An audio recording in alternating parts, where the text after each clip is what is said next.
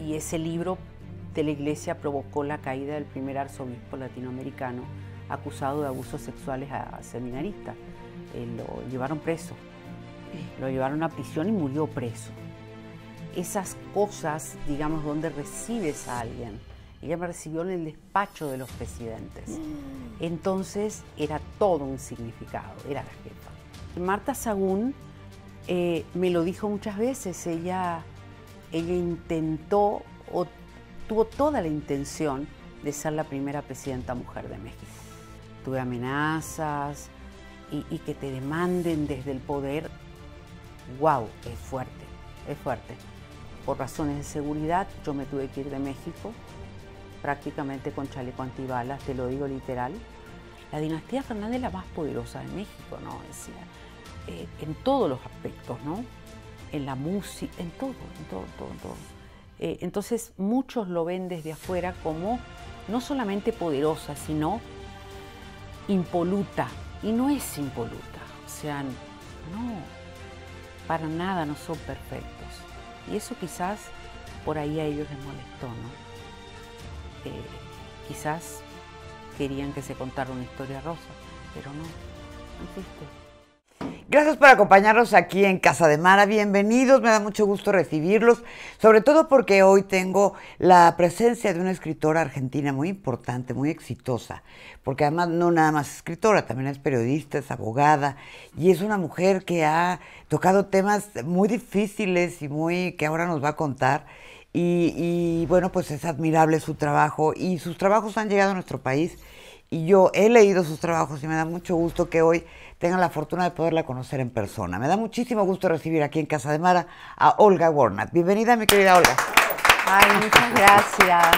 Muchas gracias, querida Mara, muchas gracias. No, hombre, gracias, muchas gracias. A ti, gracias Yo a ti. te admiro mucho a ti también, porque te sigo por las redes en la medida de lo posible, así que me encanta tu trabajo también. Así que muchas gracias. No, hombre, ni que me digas, ni que me digas. ¿Cómo te trata México? Ah, no, México es mi casa. Yo siempre digo que es mi segunda patria, que en otra vida seguramente habré nacido aquí. ¿Por qué, Olga? La Argentina más mexicana, me dicen. Porque fue un país muy empático conmigo, a pesar de que viví cosas, momentos difíciles o duros, es un país que yo amo. O sea, nunca dejé de amar México. Desde que llegué hubo una cosa de empatía, que lo tienes o no lo tienes con algunos países, ¿no? Yo viajé por todo el mundo, fui corresponsal de guerra, me tocó viajar por infinidad de países, cubriendo cosas, digamos, situaciones muy complejas y muy dolorosas y muy difíciles. No es fácil cubrir una guerra, pero cuando llegué a México, obviamente no era un país en guerra y dije, yo había venido ya, pero cuando ya llegué a instalarme, lo sentí, uno se siente como en casa. Y además la gente fue tan amorosa y tan amable conmigo, porque el mexicano es así. Eso de tu casa es mi casa, ¿no?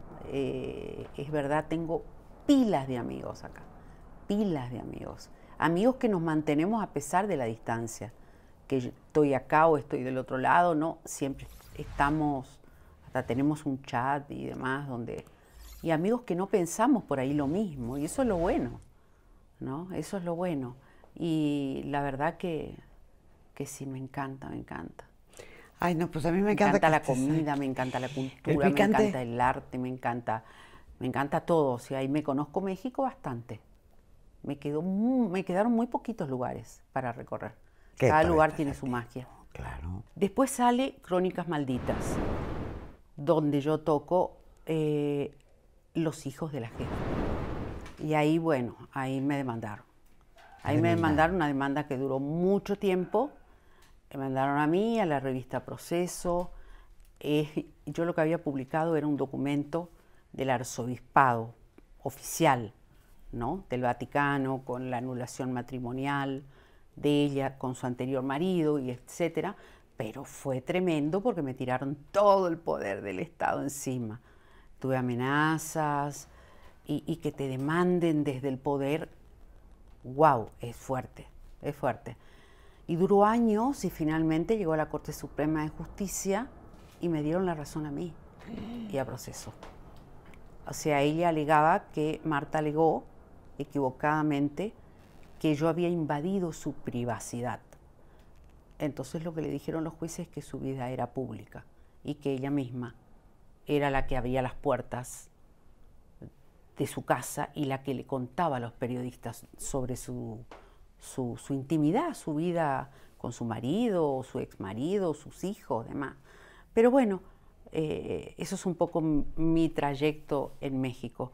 Pero dentro de todo siempre encontré espacio para disfrutar, para conocer gente, para conocer México, para escuchar a la gente. Yo recojo muchas historias de lo que escucho en la calle también. Entonces, digo, si uno pudiera tener una libretita, ir con una libretita, uno saca pilas de historias de la gente común, ¿no? De la gente humilde, de la gente común, y he recibido un cariño enorme por parte de ellos, sobre todo cuando estaba demandada y estaba mi foto por todas partes. Entonces me iba a los tianguis. Yo vivía en La Condesa, había un tianguis muy cerquita, los días viernes, no me olvido, y entonces la gente me regalaba estampitas, virgencitas, yo decía, qué maravilla, ¿no? Yo la bendigo, yo todas las noches rezo por usted y demás, ¿no? Y decías, acá está, ¿no? Este es México. ¿Y con Felipe el Oscuro tuviste alguna repercusión? Sí, bueno, fue un bestseller, o sea, fue un libro que tuvo sus vericuetos, porque el libro iba a ser publicado en el 2012 y por una decisión de Planeta España, por razones de seguridad, yo me tuve que ir de México, prácticamente con chaleco antibalas, te lo digo literal. Mi asistente también lo sacaron a Europa. Fue una época muy compleja, muy difícil, muy oscura, Yo recorrí México a pesar de eso, de la situación delicada que había. Yo fui al norte, sobre todo porque mi interés era hablar con las víctimas, darle visibilidad a las víctimas. Eso me interesaba a mí, hablar con las mujeres. Y con el panorama que me encontré era desolador. Cuando yo venía aquí, llegaba a la Ciudad de México y hablaba con mis amigos, yo les decía, ustedes no tienen ni idea de lo que está pasando, ni idea. O sea, me recorrí todo México y a algunos lugares fui en autobús, que también era peligroso. ¿Cómo no? Ir en autobús porque a veces se desaparecían los autobuses. Me acuerdo que a Michoacán me fui en autobús y yo dije, bueno, no me va a recibir la hermana de Felipe. Yo quería reconstruir su vida, la vida de él personal, y ver realmente cómo ese hombre había llegado donde llegó, cómo había sido su infancia. Yo creo que hay mucho de la personalidad del ser humano en la infancia. Y ahí descubro la difícil relación con el padre. El papá era muy humilde, un hombre inteligentísimo, pero que murió pobre en la colonia Guerrero, en una pensión, un hotelito de la colonia Guerrero. La discriminación, el bullying que él sufrió, Felipe, en Michoacán. Michoacán es muy conservador, Morelia, súper conservadora. Entonces se le burlaban, fue rechazado en varios lugares. Todo eso me contó la hermana. Entonces cuando la hermana me recibe en su casa, nos pasamos horas conversando con ella, con Cocoa. Y qué sé yo, Morelia era casi en estado de sitio. Y sí, después me volví en autobús otra vez. Y bueno, fue difícil, sí. Fue difícil y después difícil irme, ¿no? Y después difícil cuando se cancela. Pero yo lo entendí porque habían amenazado la editorial, el director editorial se tuvo que ir, tuvo que sacar a la familia del país. Entonces amenazaron hasta la gente de la imprenta. Entonces Planeta España decidió no publicar el libro por razones de seguridad. Entonces yo lo entendí, pero era difícil tenía una frustración enorme. Y ese año 2012 fue complicado porque murió mamá.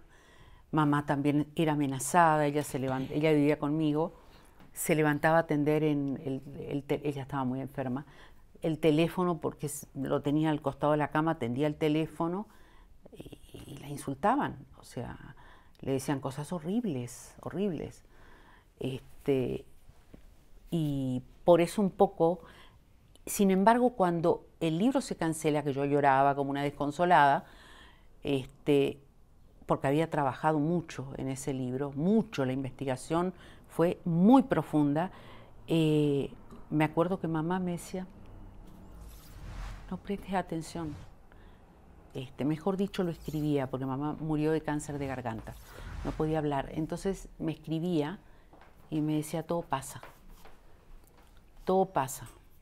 y me ponía música. Como ella era amante de las rancheras y de los boleros y de los tangos, siempre tenía a mano los CDs, ¿no? Y a todo ese repertorio sumó Paquita, la del barrio. Por este libro, El último rey, está dedicado a mi madre, es un tributo a ella. Es el libro que a mamá le hubiera gustado leer de Chente. Porque mamá muere con la música de él, con las canciones de él, y de Paquita, la del barrio, para equilibrar un poco, ¿no?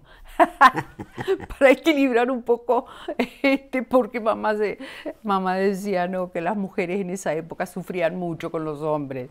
Entonces, cuando descubre Paquita, la del barrio, dice, ella canta lo que yo quiero escuchar, claro, pero también me gusta él, dice, no lo quiero dejar. Así que era muy cómica, y así murió escuchándolos. Escribir la historia, o la biografía de un personaje como Vicente Fernández o como podría ser Maradona en mi país, es complejo, es muy complejo, porque tenés los fans, tenés la gente que lo adora y que no quiere escuchar nada, que no quiere saber nada. Pero yo creo que en ese sentido se ha avanzado mucho. La gente hoy tiene mucho interés por saber qué hay detrás del ídolo. Porque la gente también sabe que el mundo no es perfecto y se identifica con esos aspectos de la personalidad que tienen mucho que ver con los seres humanos normales, comunes, ¿no? Las infidelidades, la lucha por triunfar, quién no tiene debates familiares, peleas con los hijos, discusiones con los padres, o se ha peleado con un hermano, o ha habido un conflicto por dinero en la familia, o infidelidades. Uy, si yo contara la historia de mi vida, no alcanza libros, ¿no? Porque de verdad la gente se identifica. Yo, a medida que iba avanzando, había momentos que decía, ay no, ¿por qué hizo esto? ¿No? Y había momentos que me conmovía hasta las lágrimas con él. Y con Cuquita. Cuquita me pareció un personaje impresionante. Y yo lo que quise en este libro fue darle voz a ella. Darle voz que quizás no tuvo, pero también enmarcarlo no en los tiempos que vivimos, sino pensar que eran protagonistas de otros tiempos, en donde las mujeres no trabajaban, donde las mujeres estaban para cuidar a los hijos y cocinar y servir al marido, entre comillas, eran sumisas, como lo era mi mamá, ¿no? Y mi papá también tenía un montón de rasgos parecidos al de Chente.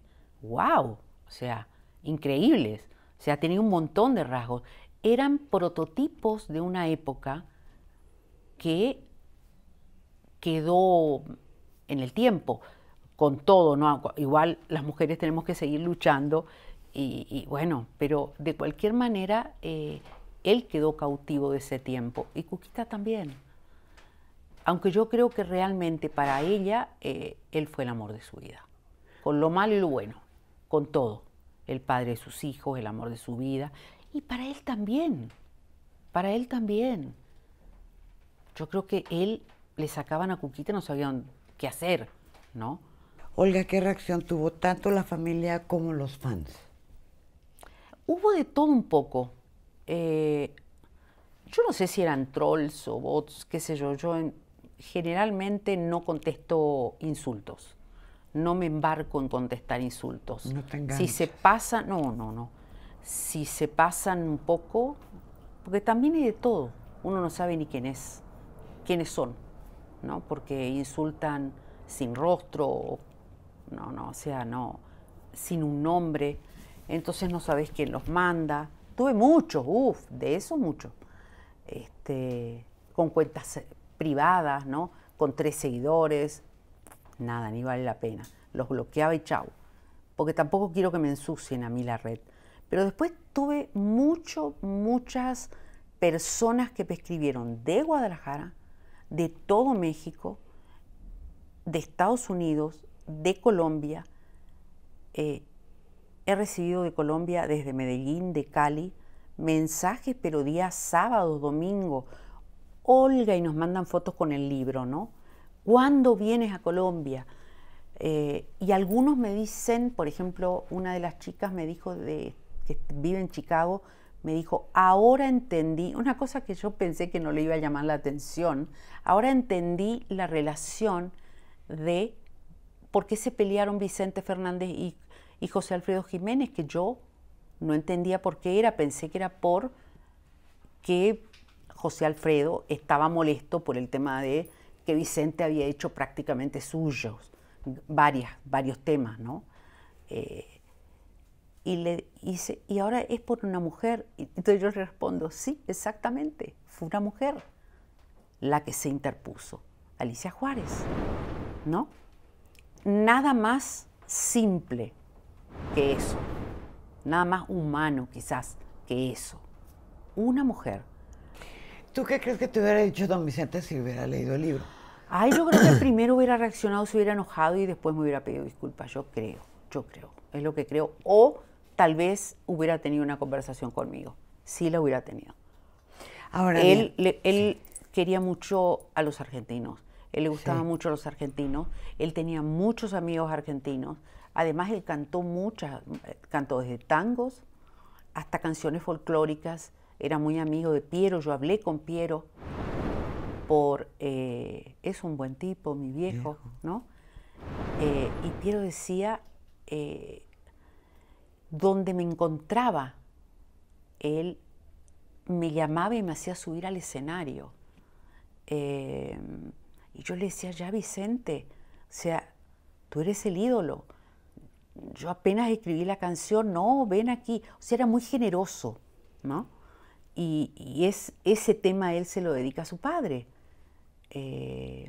Vicente. Y lo hace famoso porque además se convierte en una película también. Además, sí. Donde está Alejandro, que fue la última película que hizo don Vicente. Exactamente, y es una película tristísima. Sí. Que yo cuento que cuando muere el padre, eso contado por él, el padre muere de cirrosis y él tenía que ir al Blanquita a cantar y sube al taxi y escucha, porque justo había salido el tema. Las casualidades del destino, ¿no? Es un buen tipo, mi viejo, y se enamoró de la canción. O sea, justo cae en un momento en que él estaba derrumbado por la muerte de su padre, porque más allá de que el padre haya sido un hombre, un fracasado, un hombre que fracasó, que nunca pudo darle nada, que maltrató a la mamá, que era un hombre duro, era su padre, ¿no? A final de cuentas. Y murió tan mal, ¿no? El secuestro de Vicente Jr., reconstruirlo me costó wow, porque tenía que ir por varios lugares, ¿no? Ahí me sirvió mucho la experiencia mía como investigadora de temas duros. Entonces tenía contactos en México y pude acceder a los expedientes y pude acceder a los testimonios de los secuestradores, que además me sorprendió porque era una banda de secuestradores de 100 personas. Enorme, enorme. Casi todos de Sinaloa. Y cada vez que avanzaba, yo decía, ay, ¿cómo hago? No termino más esto, ¿no? Y por otro lado, en paralelo, ir cubriendo la parte de la familia, de Vicente, de Alejandro, de que ellos además tenían que seguir trabajando como si nada pasara, porque si no corría riesgo la vida de Vicente, que no es poca cosa. 121 días ahí adentro es horrible, es un espanto. Y tiempito antes esta misma banda había secuestrado al papá de Guillermo del Toro, en Guadalajara también. También en Guadalajara. Sí, por el que pagaron $1 millón. Guillermo del Toro no tenía dinero en ese momento. Y lo que cuenta Guillermo del Toro después es que Scorsese, con quien se había hecho él muy amigo en Estados Unidos, le prestó el dinero para salvar a su papá. Habían muchos secuestros y habían muchas mezclas también de policías que estaban mezclados con los secuestradores. Era una época complicada, pero me costó muchísimo ese capítulo. Y decidí empezar por ese porque es un tema, una herida que Vicente Fernández la tuvo siempre abierta, como la muerte de su mamá. Son esas cosas que a él le quedaron pendientes.